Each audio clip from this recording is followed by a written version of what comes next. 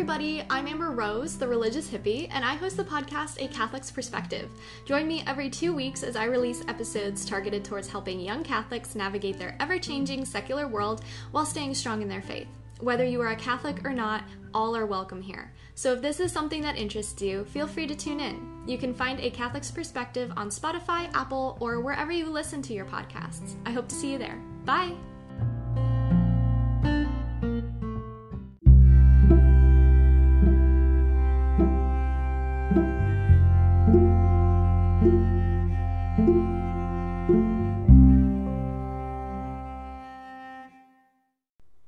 Hello and welcome to the Karate Priest Podcast.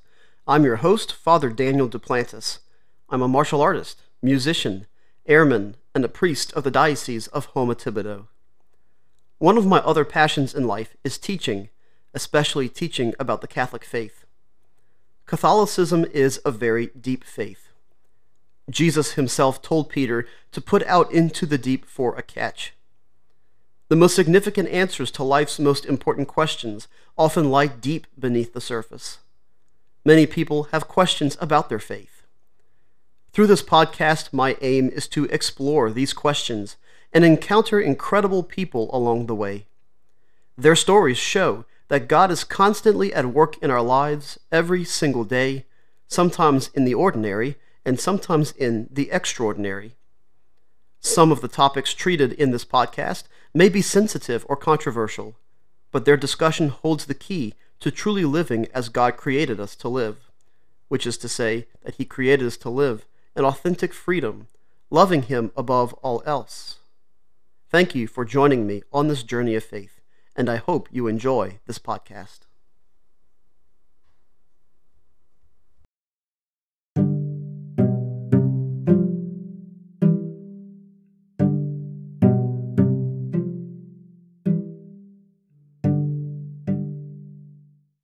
Hello and welcome back to the Karate Priest Podcast.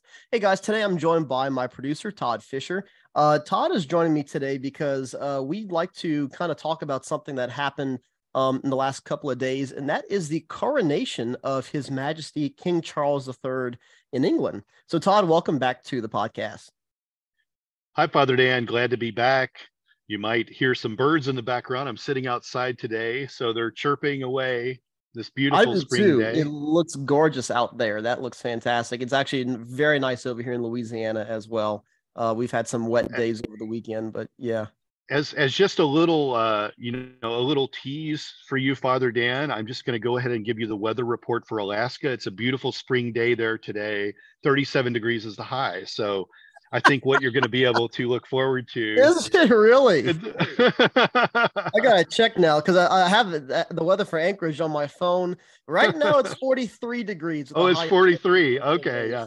But still, that's a little cold for a spring day that I'm used to. Every day until you ship off in July, or I'm going to tease you about the weather in Alaska just to prepare you for 84 degrees in Houma, Louisiana, and the heat index is probably 90 at least. So, yeah. I told Amber I'm going to get you some electric socks as a going away gift, the ones you can put like 2 AA batteries in and it keep your feet warm all the time, because I think it'll be the perfect. I hope those are actually going away. I hope those are uniform compliant, because not I'll just have to wear them when I'm off duty. So yeah, anywho, let's get into this a little bit. So yeah, sure. We had the coronation of King Charles III, which this was the first coronation in 70 years. The last one was 1953. So do you have any kind of comments on that so far? Well, yeah, when I brought up the idea of this podcast because I don't know if I want to use the word shocked, but surprised how much of like a religious ceremony this was. I was like, wow, this is like amazing. Like, this is not at all what I expected. I'm used to seeing this pomp and circumstance from the British in all their events, but I'd never really seen a coronation, and it definitely seemed like a very religious event to me. So I texted you and said we should do an episode about this, because I think probably there's many people like me that were very surprised to see this ceremony as it was. Yeah, and I guess just the religious aspect of it is what caught a lot of people by surprise. And it's funny because I was reading some comments about that earlier, how a lot of people who had never, I mean, there's a lot of people alive today who had never seen this before in their lifetime at all. Right. And so I think it caught a lot of people by surprise, like you said, how religious the ceremony was. My thing is this: I'm a priest. Like, to me, it didn't surprise me really at all how religious the ceremony was, because, especially if you know your history of the monarchy in England, when you had the Protestant Reformation back in the 16th century, England broke off from the Catholic Church. A lot of politics behind that with King Henry VIII. But essentially what happened in the wake of the Reformation is that the king, or I guess you could say the monarch of England, became the head of the Church of England. And so that's, when you think of it that way, that's one of the primal roles of the monarch in England, is as the head of the church. And so when you think of things in that light, for me, it wasn't surprising at all that this happened in the church, and especially the connection between Westminster Abbey, the Archbishop of Canterbury, and then also the monarch. To me, it really wasn't any surprise. And if you look also at the royal weddings that we've had in the last couple of years with William and Kate, and then Harry and Meghan, all those weddings took place in, I think, Westminster Abbey, the same church that the coronation took place in. And so there's a huge relationship. Anything symbolic like this, whether it be the weddings or these coronations, a lot of these rituals are intimately tied with the church in Great Britain. Interesting. For sure. It was very interesting to see just like all the people, all of the members of clergy that were all over the place there. Like, it was really amazing to watch that unfold. And you're right, like all of the weddings had been in Westminster Abbey. Church wedding. It didn't occur to me because I'm so used to seeing the church wedding aspect, but for the crowning of the king, it was much different. Would you say, is it the same with, like, if we went back to when Russia had kings, when Germany had kings, was it the same situation in those countries? Was there still a connection between monarchies and religion in those days, in those countries? Oh, absolutely. And the reason for that is because this idea, especially even like the medieval idea of kingship, is very Christian in its approach. And you see that for Britain, for France, Spain, the Holy Roman Empire, Russia, a lot of them, because, especially in Europe, it became the stronghold of Christianity when you consider what happened with the spread of Islam in the Middle East and Africa. So Europe became the Christian stronghold for the world. And so what happens is all these monarchs took on the form of kingship that we really see of King David in the Old Testament. The fact that David was anointed by the prophet Samuel and anointed to be king. And you see that. You see Samuel anoint Saul as king, and then David is anointed king, and then so on. So you get a lot of these same kind of ideas with what kingship is for the European sense. A lot of this comes from Old Testament kingship, is the idea that the monarch represents God's authority. It was thought that for the people, that the king or queen was chosen by God and represented, in a sense, like kind of embodying his authority, his presence among his people. And you see this going all the way back to the time of really in the Old Testament, with the time of Joshua and the judges. How you had the judges who were appointed over Israel as authority figures. But then after the judges, Israel began to ask for a king. God was their king first and foremost, but they wanted to have, in a sense, an earthly king like all the other peoples that they encountered. Someone to represent this divine authority. And you see this with a lot of, not even just, the Old Testament, or even with Christian kingships, but you see this in ancient history as well. How many monarchs with like the Egyptians or the Mesopotamians, how many of their monarchs, their leaders, represented their divine authority? I mean, shoot, the pharaohs in Egypt were thought to be the gods themselves, Yeah. So that's kind of what this idea of kingship means. There's always a divine connection to it. So what you see with the coronation is the fact that it is first and foremost a liturgy. the whole thing, top to bottom, is a work of the church, or liturgia from the Greek actually means work of the people. And so, but it's a church ritual. And so you see them process into the church. And then the whole ceremony itself from there follows the structure more or less of a mass, even as we Catholics would see it. So to me, like, I was able to follow the whole thing, and you still see, in a sense, the Catholic history of the Church of England, even though it now identifies as a Protestant church.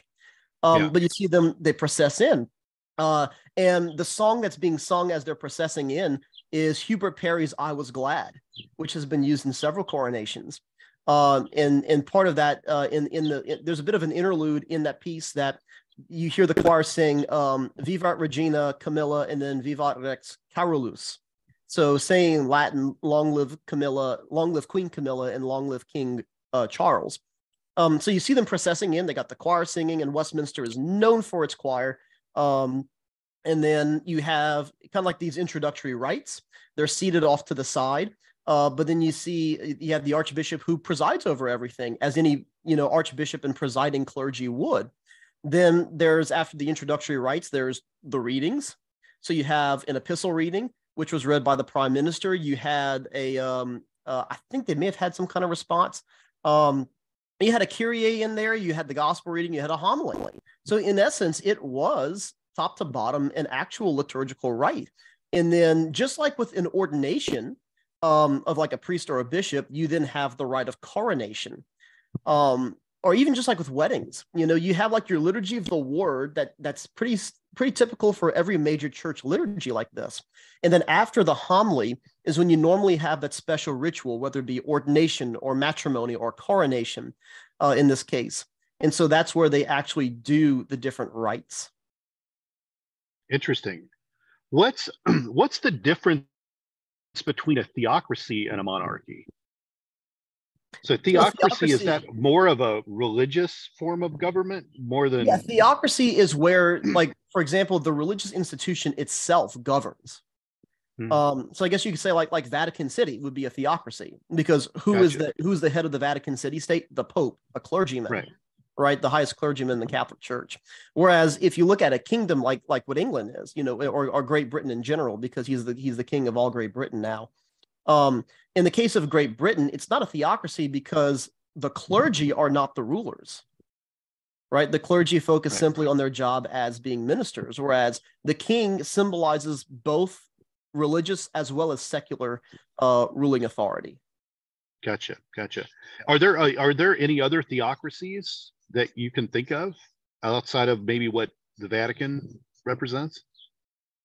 I'm thinking maybe in the Middle East, where you have some of these Muslim countries who have clergymen who act as heads of state and things of that nature. But normally what you're looking for in a theocracy is where the head of state is specifically like a clergyman or a holy man of that religion. Interesting. Huh. I've always wondered how those things would be defined, because the king doesn't really have much power other than being a kind of a figurehead, because a parliament is in charge of Great Britain, right? Yeah, the parliament is now responsible for making the laws. In many ways, the monarchy doesn't make the laws anymore in Great Britain. You have the parliament who does that.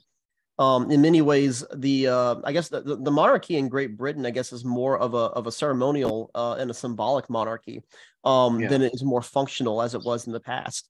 But still, what the British monarchy, I think, still represents is the fact that of devotedness to God, of still asking for God, His blessing and His representative, in the realm that is being ruled. For sure. It is a monarchy an outdated system now? Could it be instituted again somewhere in the world? Could the U.S. become a monarchy, or do you think it's just kind of a way of leadership that's come and gone? I mean, really, what I've been seeing is the fact that it's become more, again, symbolic. I don't know if we'll ever, at least in the West, we'll probably never have functional monarchies. Even if you look at even like some of the dictatorships that we've seen in the last century, if you look at like fascist Italy or even Nazi Germany, Yeah. those heads of state did not recognize themselves as kings or as monarchs. And so when you think of monarchy, kind of automatically has a divine appointment kind of connotation to it. And so in a way, especially with the secularization of the world, I don't think you're going to see that same kind of divine representation in heads of state as you would in countries that are still very inherently religious as Great Britain or as Spain. Spain still has a king and queen. There are still many European countries that do have a monarchy. But again, it seems like the role of governing and the role of lawmaking is now in the people, is now in either a democracy or a representative republic. In almost all those European countries, those roles are symbolic. Right. Yeah. Now, for a monarchy, is that also a family lineage? It's not so much like a dictatorship where someone comes in and proclaims himself, an individual would proclaim themselves king. It's usually a lineage of family that is in a monarchy, right? In Great Britain, that's the case. It's the line of succession is passed down through the family. Sure. And what happens too, and this happened with Elizabeth's father, George the Sixth, I believe, was that George the Sixth was actually the second born son. His brother was originally the king, but his brother abdicated the throne to marry an American socialite. And so George then becomes king, and now all of George's issue becomes the heirs and the heirs apparent and all those things. And so that's how the line switched from his brother to George's line. And so then his firstborn daughter, Elizabeth, became the queen, and then so it's always the firstborn child of the reigning monarch. And then the way that happens with the line of succession is that every time that the somebody in that first direct line has a child, everybody else gets pushed back a bit. So Charles is now the king. So the heir apparent to Charles is now William. Right. So, and then before William had any kids, Charles' second-born son would have been the second in line after William. But since William started having kids, every single child that William has now pushes Harry. Did I say Philip? I don't know if I said Philip earlier. I mean Harry. Harry keeps getting pushed further and further down the line with every child that William and Kate have. And so now the heir after William would be George. And once George is, an adult, he's, once he gets married and starts having children, his firstborn son will become the heir. And then it keeps that's how the line keeps going. It's always by the child of the heir apparent is how the order begins. Yeah. There may not be another queen for 100 years. At this right. rate. I mean, because you look at the next two monarchs for sure, you have William and then George. So, I mean, that could cover 80 years right there. Right. I will probably never see a queen in my lifetime ever again. Because if you look at, George is probably about 20 years younger than me at this point, so unless something happens to George and he dies, young and we'll see. But, the Lord knows if George ends up, when he gets married one day and has kids, if his firstborn is a boy, it's another king, so it's funny how you go through stretches of having either queens or kings, and but when you look at how long Elizabeth reigned for, it's so strange for us to hear God save the king for any of us, because for most people alive at this time in history, we for most of our lives had heard, or for the entirety of our lives have heard God save the queen. Yeah, there's a lot of history that happened with when Queen Elizabeth died and Charles became king automatically. And then his coronation taking place, a lot of just kind of first historically. When the queen died, I don't remember watching much of the queen's funeral, but did you watch that? How heavily religious of a ceremony was that? And it's still very religious, because the funeral procession went to Westminster Abbey. The funeral itself was in Westminster Abbey. She lay in state there.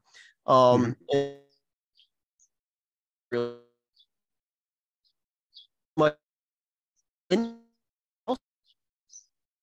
going to be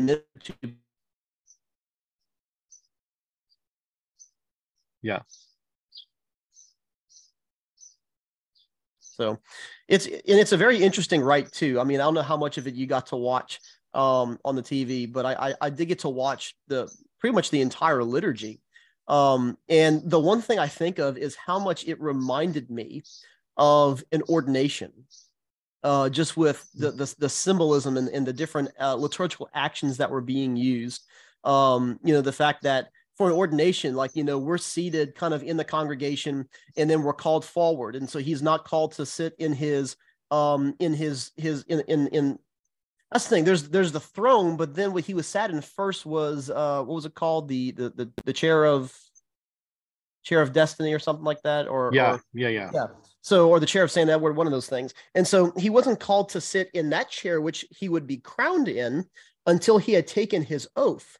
And it's the same thing for us as priests. Like, you're called forward, and then, or even for a bishop is not seated in his chair, in which he is kind of enthroned, until he's been consecrated. And so just like with the king was, before he sits in the chair, he is anointed. And then a bishop is the same way. They anoint a bishop, and then he is, they lay hands on him. He's consecrated. And then finally, once he is, he's been, I guess you could say, consecrated a bishop, he's then sat in his cathedra, and then the mitre is placed on his head, as well as his crozier. And so you see that with the scepter, with all the different things that Charles had to touch or hold, and then finally the crown. And so, but the whole idea behind that is because, again, in a Christian kingdom like Great Britain, the whole idea of anointing applies to priests, prophets, and kings. And so you see that, and we do that in baptism as well. When we do a Catholic baptism, we anoint the child with chrism, the same oil that's used for consecrating priests and bishops and altars and things like that. We anoint them on the top of the head for baptism. And we say that, may you now be anointed as priest, prophet, and king unto eternal life. And then at the same time for confirmation, we anoint them again with the oil of chrism, same oil, but on the forehead this time instead of the crown of the head. And then for a bishop is anointed on the back of his head. And so you have like these different anointings that symbolize these different roles. But again, the whole, you see a very strong connection between the monarchy and the church, because again, anointings symbolize both of those things. It symbolizes being priest, prophet, and king, a role which in a way the monarchy plays in Great Britain. Fascinating. And Great Britain encompasses Ireland as well, right? Northern Ireland and Scotland. Yep. So Northern Ireland and Scotland. Great Britain is England, Wales, Northern Ireland, and Scotland. And that's the problem in Ireland, is the most of Ireland is Catholic, right? And that's always been Southern like a Ireland. point of contention. Southern Ireland is Catholic. Northern Ireland, which is part of the of Great Britain and the United Kingdom, is Protestant. But Southern Ireland, yes, is Catholic. Yeah. Interesting. Fascinating rulership over that part of the country. Well, it was interesting too, because in the coronation, it was the first time that I think they said that a Catholic cardinal was invited to pray over the king. Oh, wow. Because you have to remember that, the Church of England had separated from Rome, had separated from the Catholic Church back in the Reformation.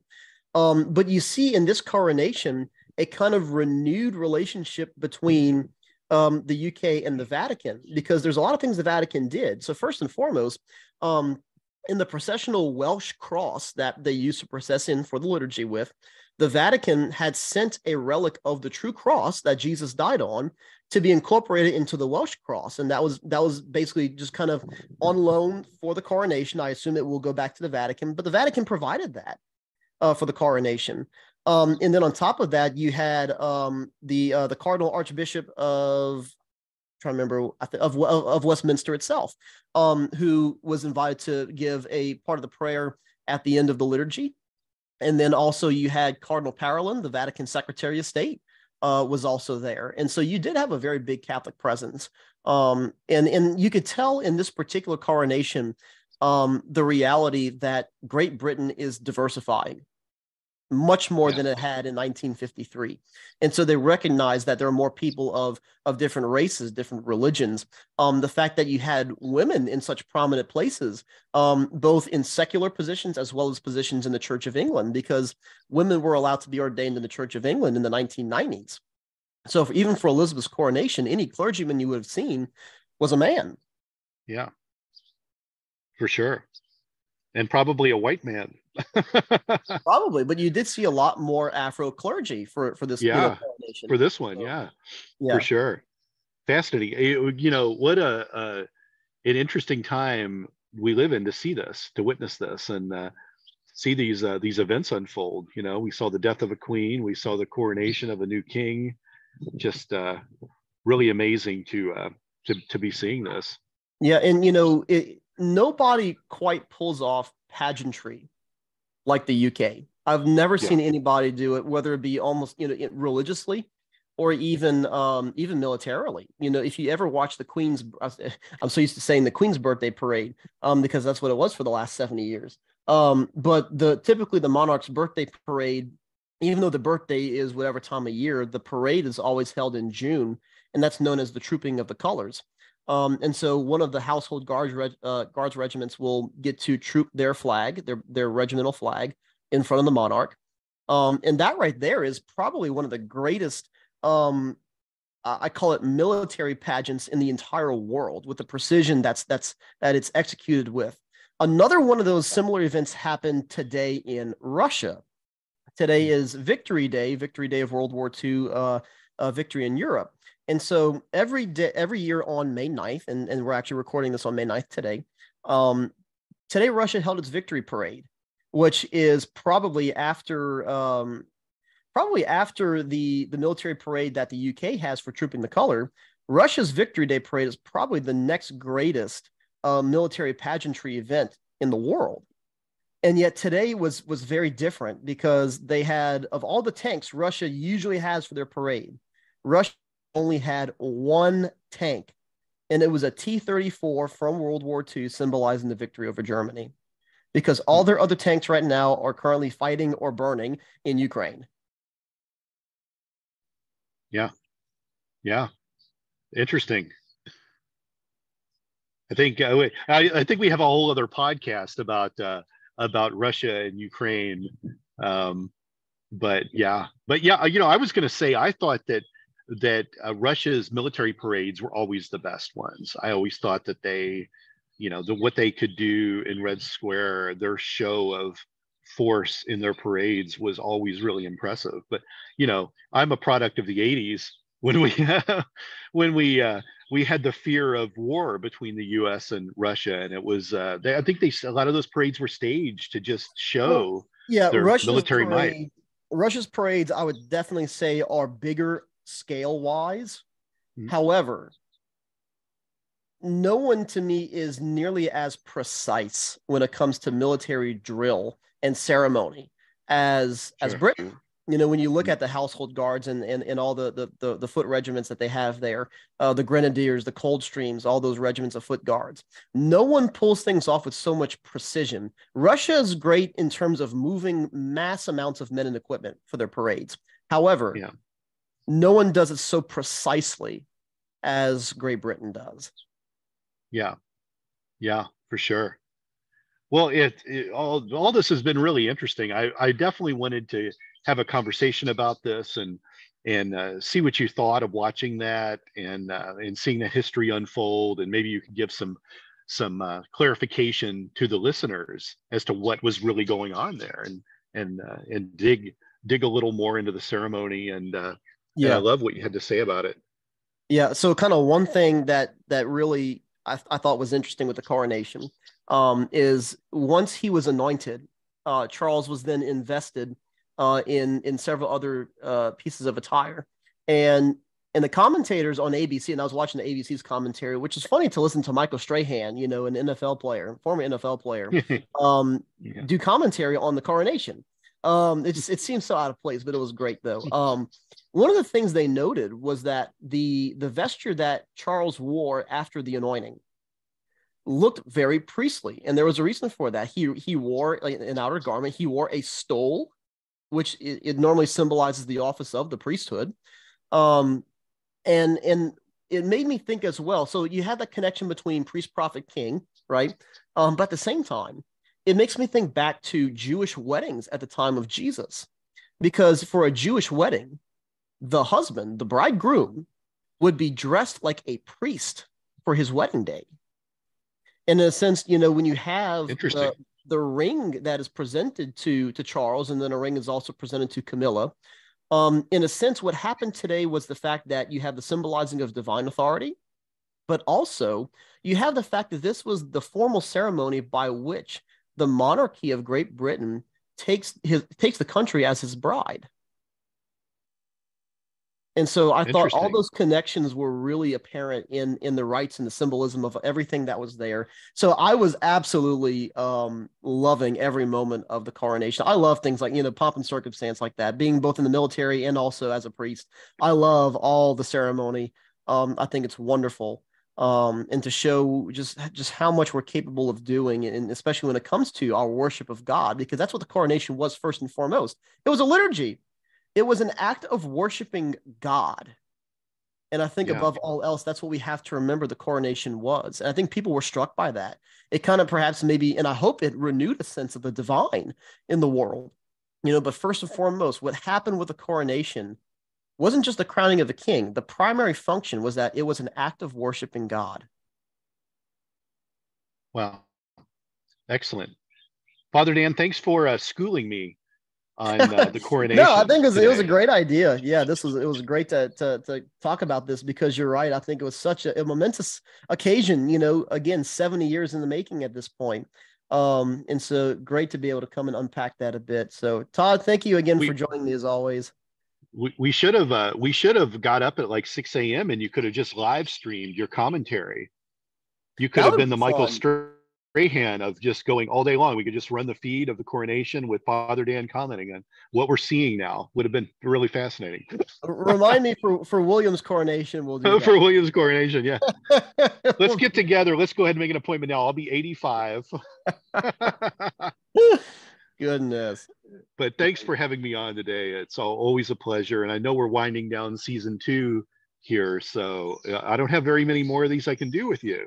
Definitely. We'll definitely see, we'll have to look at how my schedule plays out on active duty, but certainly it's definitely been great to do these 2 seasons, to do the book. Certainly still enjoy being a contributor to what Metacortex is doing. Definitely. Again, great to have you. So that being said, that will conclude our episode for today. Thank you for joining, and we will see you guys next time.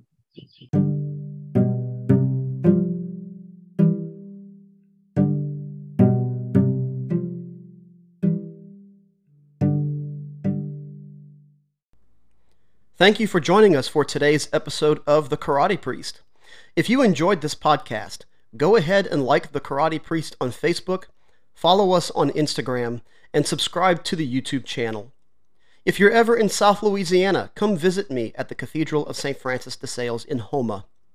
If you have any questions or comments about the show, you can also email me at thekaratepriest@gmail.com.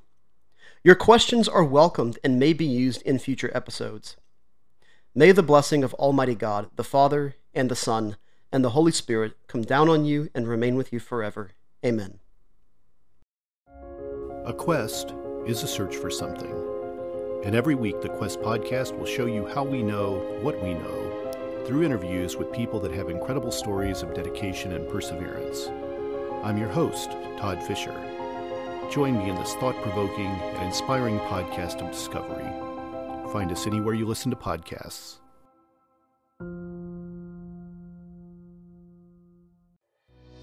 Thank you for listening to this podcast. Please be sure to rate and review this episode. This podcast is produced by Todd Fischer and Anthony Smith and is distributed by Metacortex Publishing. This podcast is copyright. Any previously trademarked or copyright content is used by permission.